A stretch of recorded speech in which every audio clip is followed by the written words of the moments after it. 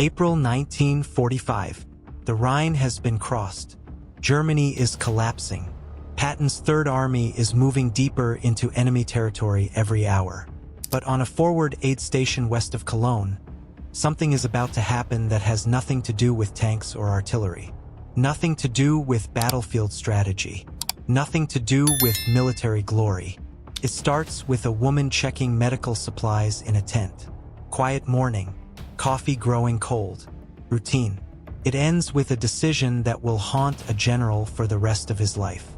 A decision about justice, about power, about what you do when you have the authority to destroy someone, but choose something harder instead. In the next 11 seconds, everything changes. Not because of an order, not because of strategy, but because one man refuses to look away when the law is broken. This is what happened.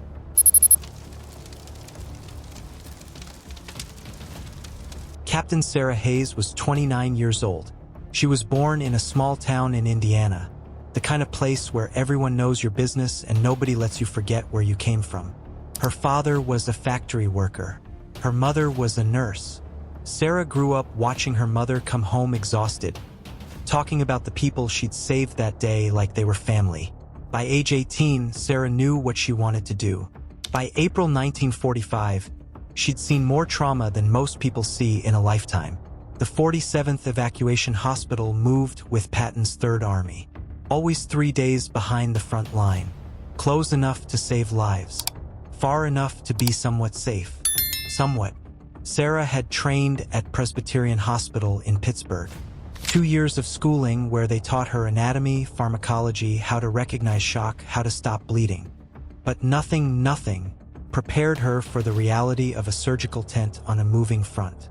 Nothing prepared her for holding a 19-year-old kid's hand while a surgeon removed shrapnel from his abdomen. Nothing prepared her for the sounds, the smells, the impossible choices about who could be saved and who couldn't.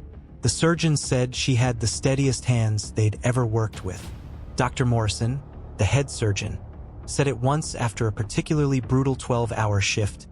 "Hayes, I've never seen hands that don't shake after what you just did." She didn't know how to respond to that, so she just nodded and prepared the next station. But the soldiers remembered something different about Sarah Hayes. They remembered that she knew their names. When a kid from Ohio came in with shrapnel in his left leg, delirious with pain, she didn't say what the protocol said to say. "We'll see what we can do." She leaned down close, looked him in the eye and said, "Private Morrison, you're going home. Promise. You're going to walk out of this tent, and you're going to go home to whatever girl is waiting for you back in Cleveland." He asked her name then. She told him. He survived. 3 weeks later, he was evacuated to a hospital in England. Before he left, he gave her a photograph of a girl named Eleanor. "When you need a reason to keep going," he'd said, "think of Eleanor." Sarah kept that photograph pinned inside her locker. The Red Cross on her uniform meant something specific. Under the Geneva Convention, established in 1929, medical personnel were protected. Neutral. The symbol itself was sacred. You didn't shoot at a Red Cross. You didn't lay hands on someone wearing it. That was the rule. That was the law that had held for 70 years, through every war, every conflict, every moment of human fury. Because if you couldn't trust that rule, if soldiers couldn't trust that the wounded would be treated, that medical personnel would be safe, then the whole system collapsed. Sarah understood that. She wore the Red Cross not just as a uniform insignia but as a covenant. A promise that she would be protected because she was there to help. A promise that the person across from her, even if they were German, even if they'd been fighting against America, would receive medical care. That's what the Red Cross meant. On this April morning in 1945, someone was about to test that covenant. Someone was about to ask the question that nobody had asked in 70 years. What happens if you break it? His name was Klaus Werner, 28 years old, SS Panzer Grenadier, captured 3 days earlier during a skirmish near Wetzlar, a town he'd never heard of before the war, a town that meant nothing to him except that it was where his war ended. Not with glory, not with a final stand, but with a broken truck engine, low ammunition, and the realization that there was nowhere left to retreat to. Klaus Werner had been fighting since 1941. He was 17 when he enlisted. Not conscripted, he'd volunteered. His father had been in the military. His grandfather had been in the military. For Werner, the Waffen-SS represented the pinnacle of that tradition. Strength, discipline, belonging to something greater than himself. By 1945, he'd seen the Eastern Front. He'd seen what happened to soldiers who couldn't keep up. He'd seen things, done things, that he would spend the rest of his life trying not to think about. He'd killed men. He'd seen men killed beside him. He'd followed orders he knew were wrong and made decisions he couldn't undo. Decisions that lived in his chest like shrapnel that couldn't be removed. By April 1945, Klaus Werner knew the war was over. Germany had lost. The 1,000-year Reich would last another few weeks, maybe less. Men like him, men who'd worn the SS uniform, who'd been part of the system, they were going to face consequences. He might have accepted that. Soldiers understand defeat. What Klaus Werner could not accept was powerlessness. When the guards brought him to the aid station, hands bound, he was exhausted. 3 days in a truck with other prisoners. Minimal food. No water. The humiliation of being processed. Your uniform stripped, your possessions catalogued, your name reduced to a number. He was assigned to work detail, carrying boxes, loading trucks, helping with supplies alongside enlisted men. Boys, most of them younger than he was. American boys who looked at him with a mixture of fear and contempt. They'd won. He'd lost. The hierarchy was clear. But Klaus Werner had spent his entire adult life in hierarchies where he'd had rank. Authority. Respect, even if it was fear-based respect. Now he was nothing. He carried boxes for hours. The afternoon was cold. His hands were bound until a guard decided he could work. Then they were freed, but he was never unsupervised. Every movement watched, every action questioned. And then he saw her, Captain Sarah Hayes, an American officer, a woman, moving through the medical tent with absolute certainty, giving orders, being obeyed without question. Soldiers responded to her immediately. She had authority, real authority, not because of fear, but because people trusted her. Klaus Werner had never seen a woman in a position of command before. In his world, in the structure he'd grown up in, women were wives, mothers, nurses, yes, but always subordinate to male physicians. This woman, this American officer in a Red Cross uniform, she represented something that Klaus Werner's entire worldview said should not exist. She represented a world that had won. A world that had defeated everything he believed in. She walked past him without looking at him, without acknowledging him as anything other than a prisoner, a work detail, a nothing. And in that moment, something shifted inside Klaus Werner. Something that had nothing to do with military strategy or rational thinking. Something about pride, about disrespect, about a man who had lost everything deciding that at least he could make someone else feel the weight of his anger. She was carrying medical supplies. She was alone. He was stronger. That was all that mattered. What happened next took 11 seconds. 11 seconds that would change everything. The afternoon light was fading through the canvas of the medical tent. Sarah Hayes was organizing blood plasma, categorizing it by type, checking dates, ensuring everything was where it needed to be when the next wounded arrived. The work was methodical, repetitive, the kind of work that let her mind wander. Klaus Werner was carrying bandages, fresh supplies from the quartermaster, stacks of gauze and cotton wrappings that needed to be distributed to the different stations. It was mindless labor, carrying, placing, returning, over and over. Their eyes met. For just a moment. Nothing dramatic. Nothing intentional. She was looking up from her work. He was passing by. Their gazes crossed the way anyone's gazes might cross in a crowded space. But in that moment, everything crystallized for Klaus Werner. She was American. He was German. She was an officer. He was a prisoner. She was a woman in a position of authority over him. In his mind, that represented 3 violations of the natural order, 3 contradictions that his entire worldview said should not exist. And she'd looked at him without fear. That was the final violation. Not with contempt. Not with disgust. Not even with acknowledgement of what he was. A German soldier, a member of the SS, a man her country had defeated. She'd looked at him and seen a prisoner doing work detail. She'd looked at him and moved on. Klaus Werner set down the bandages he was carrying. Slowly, deliberately, one of the medics, a young private named Mitchell from Memphis, noticed something shift in Werner's expression. The way his jaw tightened, the way his shoulders squared. Mitchell had seen enough combat to recognize the moment before violence. He started to move closer to position himself between Werner and Hayes. But it was already too late. The moment had passed the point of return. Klaus Werner's mind had made a decision that had nothing to do with reason. It was purely animal, purely instinctive. A man who had lost his country, his cause, his identity, his power, reaching for the one thing he could still control. The ability to inflict pain. He raised his hand. Not a fist. Not a closed gesture. An open palm. The kind of hit you give someone you consider beneath you. Contemptuous. Dismissive. The way you might swat at something annoying. He raised his hand, and for a fraction of a second, maybe 1 second out of those 11, Sarah Hayes saw it coming. Her eyes registered the motion, the threat, the moment of choice where she might have stepped back, moved away, created distance. She didn't. She stood there, hands on the medical supplies, watching his hand come toward her. The silence in the tent was absolute. No one was talking. No one was moving. Even the sounds of the camp outside seemed to fade away.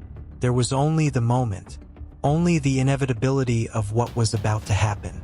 Mitchell lunged forward, but not fast enough.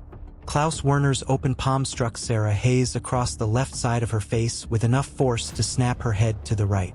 Not a gentle blow, not a restraint, full strength, the kind of blow meant to humiliate, to hurt, to assert dominance, to say, "You are nothing to me, you are less than nothing." The sound echoed through the tent, a sharp crack, and then silence again. She didn't fall. That was the first thing anyone noticed. The blow was hard enough to stun her, hard enough to snap her head to the side, hard enough that everyone in the tent heard the impact. But she didn't fall. She didn't stumble backward. She simply took the blow and steadied herself. For one moment, just one moment, her face registered the shock of it. Then she turned back to look at Klaus Werner. The guards were on him in less than 2 seconds. Rifle butts, restraints, shouting. The fury that comes when someone violates the rules of the camp, when a prisoner crosses the line that every prisoner understands. They threw him to the ground. Hands were twisted behind his back. Zip ties, or whatever restraint they had available, were applied with rough efficiency. One of the guards looked at Sarah. "Captain, are you?" But she was already moving. She touched her cheek once. A quick assessment. Her fingers came away with a trace of blood where his fingernail had caught her skin. She looked at her hand for a second, then wiped it on her uniform. Then she went back to work. That's what the medics remembered most afterward. Not the violence, not the outrage, not even the shock of seeing a prisoner assault an officer in broad daylight. They remembered that Captain Hayes didn't scream, didn't rage, didn't demand justice or file a complaint or call for Werner's immediate execution.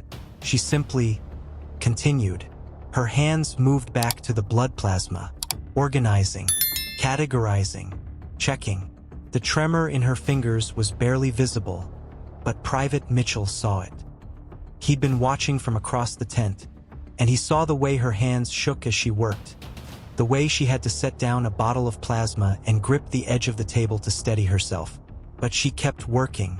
By the time they'd taken Werner away, escorted by guards still shouting in German, Sarah was finishing the plasma organization. Her left cheek was already beginning to swell. There would be a bruise. a visible mark that everyone would see and remember. That night, after the initial chaos had settled, after Werner had been secured in the detention area, Private Mitchell found Sarah outside the tent. She was sitting on a crate, staring at nothing, holding a cloth filled with ice against her face. He stood there awkwardly, didn't know what to say. "Captain, I'm all right," she said quietly. Mitchell struggled for words. "That was assault on an officer. We should report it." She lowered the ice cloth. Her left eye was swelling. There was a clear handprint on her cheek. "Yes, we should report it." Mitchell nodded. He'd expected her to be angry, demanding, but her voice was calm, almost distant. "Mitchell," she said, "do you know why it matters that you saw it?" He didn't answer. "It matters," she continued, "because someone was there to see it. You were there. The other medics were there.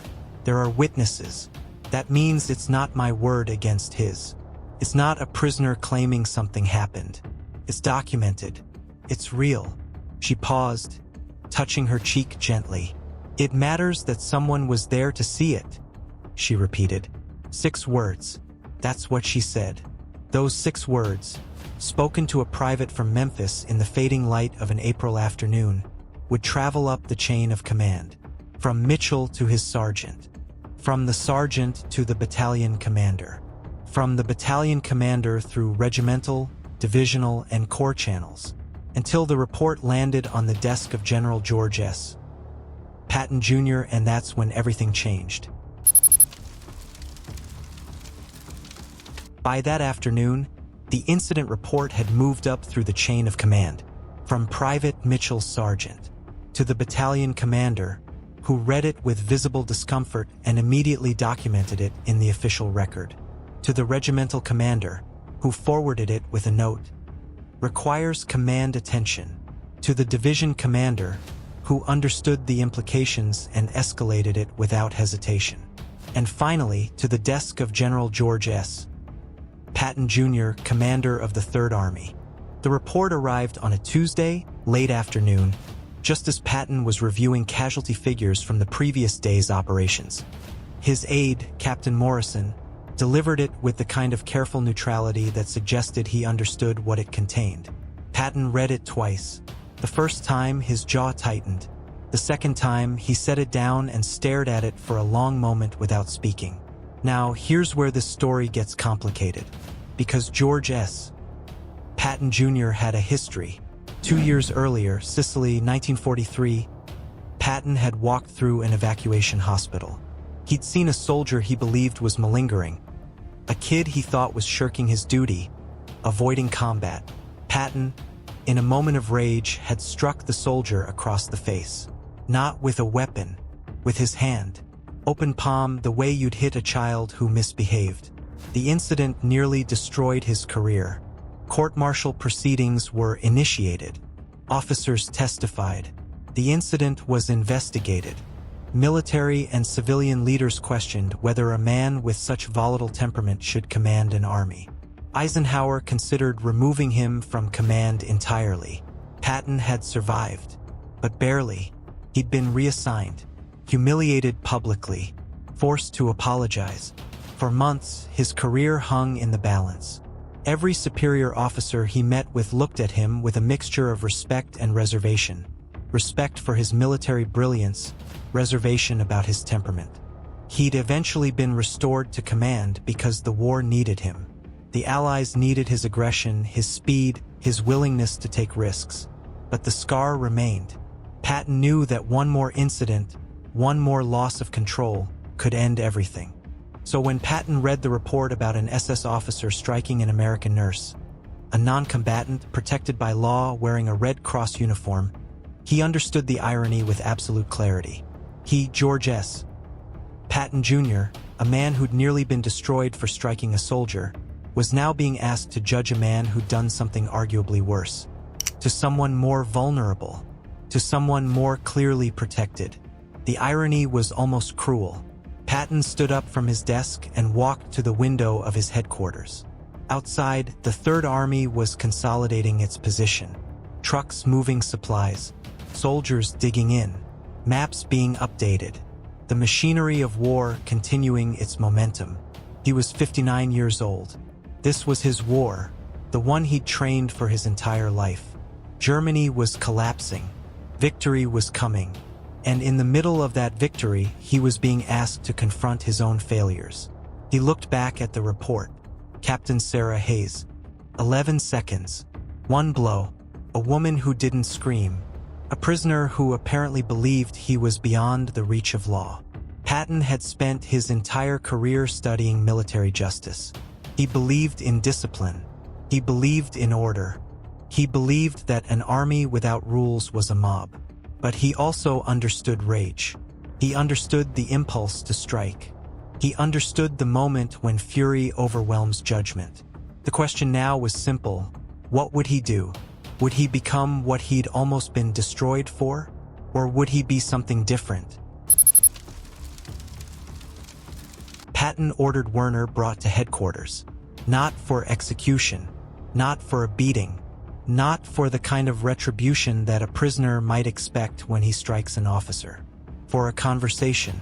Werner didn't know this as the guards escorted him from the detention area. He expected anger, shouting, the kind of fury that a defeated man's captor might unleash. He'd prepared himself for violence, bracing his body, steeling his mind for whatever was coming. What he got was something else entirely. The interrogation room was sparse. A wooden table, 2 chairs, a single window with bars, concrete walls, cold. Patton was already sitting when Werner was brought in. Not standing, not pacing, not looming, simply sitting, as if he had all the time in the world. As if this was a conversation between equals, which it absolutely was not. The guards left. The door closed. For a moment, neither man spoke. Patton studied Werner across the table. Not with anger, with something more unsettling, clinical interest. The way a scientist might examine something under a microscope. Werner was a problem to be understood, not an enemy to be destroyed. You know what that symbol is? Patton's voice was calm, conversational, almost curious. Werner didn't answer. The Red Cross, Patton continued. He pulled out a small photograph, a Red Cross insignia, clean and simple. Medical protection, one of the few rules that war agrees on. Even when everything else is chaos, when soldiers are killing each other, when cities are burning, the Red Cross means something. It means don't shoot here. Don't harm these people. These people are neutral. He set the photograph on the table between them. You know that. Werner still didn't answer. His jaw was clenched. His hands were fists. Patton leaned back in his chair. I'm asking you a direct question, Officer Werner. Do you know what that symbol means? Are you educated enough to understand the Geneva Convention? Because you're military. You're trained. You've served in the Waffen-SS for 4 years. You know the rules of war. So I'm asking you directly. Did you understand what you were striking? Silence. You struck someone wearing that symbol, Patton said quietly. You struck an officer. You struck a non-combatant. All of those are violations. But the one that matters most, she was wearing that symbol, which means you understood what you were doing. You knew it was against the law, and you did it anyway. Patton stood up slowly. He walked to the window, his back to Werner, looking out at the Third Army moving through Germany. I want to tell you something, Officer Werner. 2 years ago in Sicily, I struck a soldier.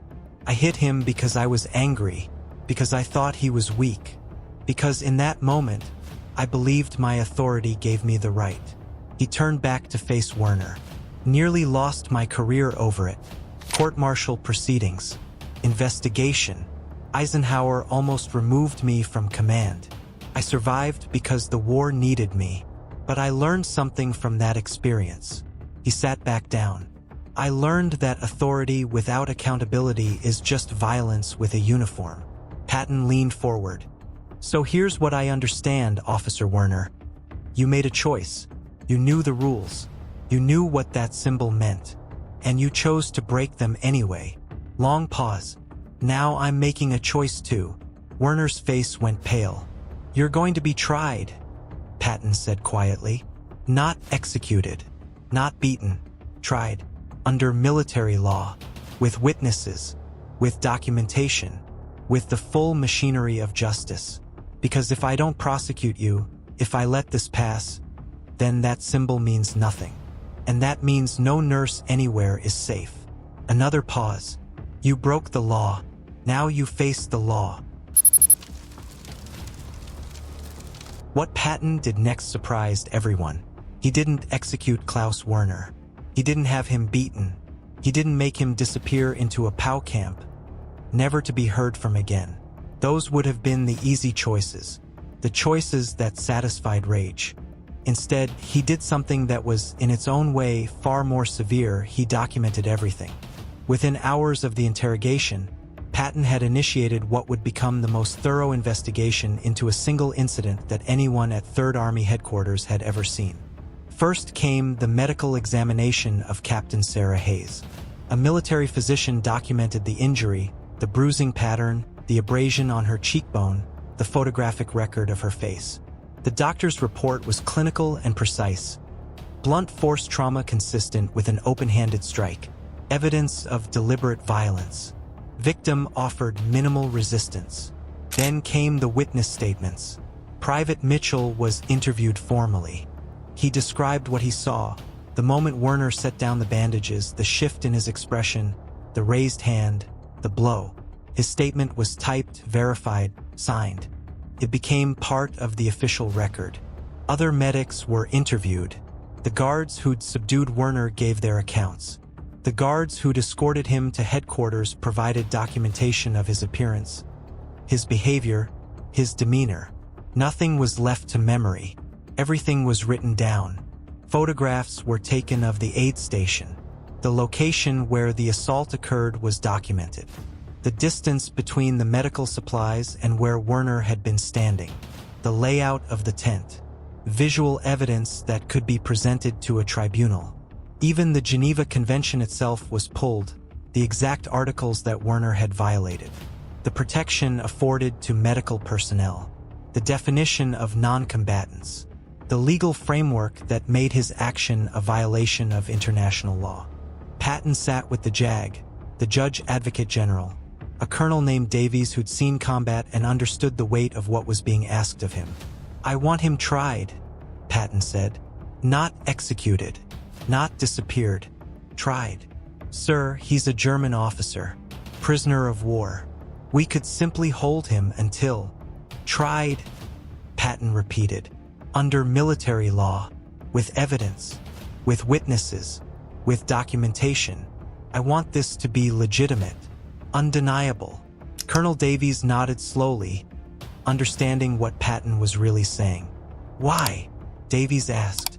If I may ask, sir, you could end this quietly. Patton leaned back in his chair. Because, he said carefully, if we don't prosecute him, if we let this pass, then that Red Cross symbol means nothing. And if the Red Cross means nothing, then every nurse in this army is vulnerable. Every medic is fair game. Every medical facility becomes a target. He paused. And because I learned something in Sicily, Colonel, I learned that authority without accountability is just violence with a uniform. I nearly destroyed my career because I didn't understand that. Now I do. The trial proceedings began within a week. Klaus Werner stood before a military tribunal. The evidence was presented methodically. Photographs, medical reports, witness testimony, the Geneva Convention, the international laws he'd violated. It was unprecedented. An SS officer, a member of the organization most associated with Nazi atrocities, being tried for war crimes against medical personnel in a legitimate military proceeding. Not by victors seeking revenge, but by soldiers enforcing law. The tribunal found him guilty, but the real significance wasn't the verdict. It was the precedent. What Patton did in that moment, choosing law over revenge, documentation over destruction, accountability over anger, became the template. Years later, at Nuremberg, the same methodology would be used. War crimes prosecutions would follow the same pattern. Meticulous evidence gathering, witness testimony, legitimate proceedings. Patton had shown the world how to do justice, not as conquest but as law. Captain Sarah Hayes went back to work.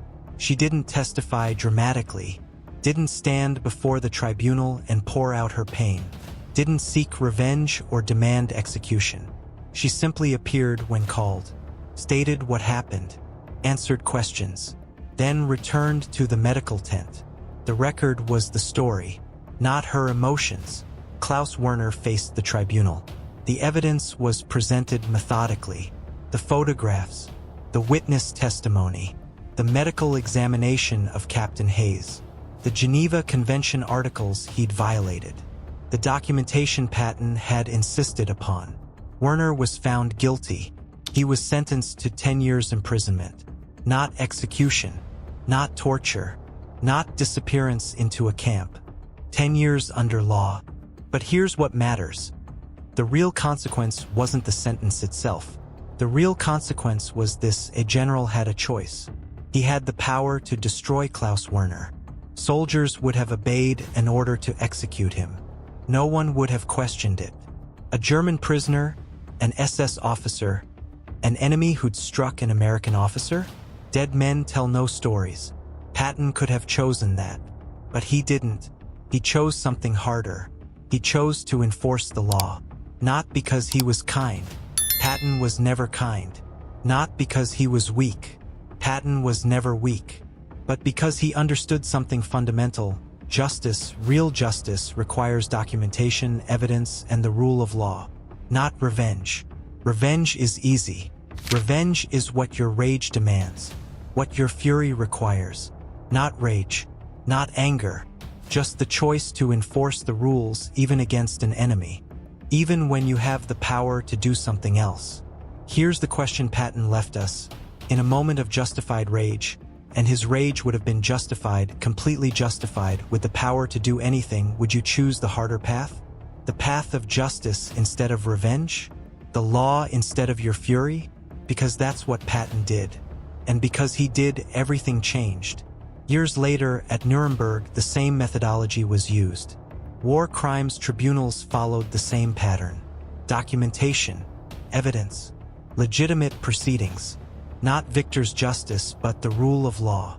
That template, the one that defines how the world prosecutes war crimes today, came from a general who had the power to destroy and chose instead to prosecute, to document, to try, to enforce the law. The question isn't about Patton anymore. It's about you.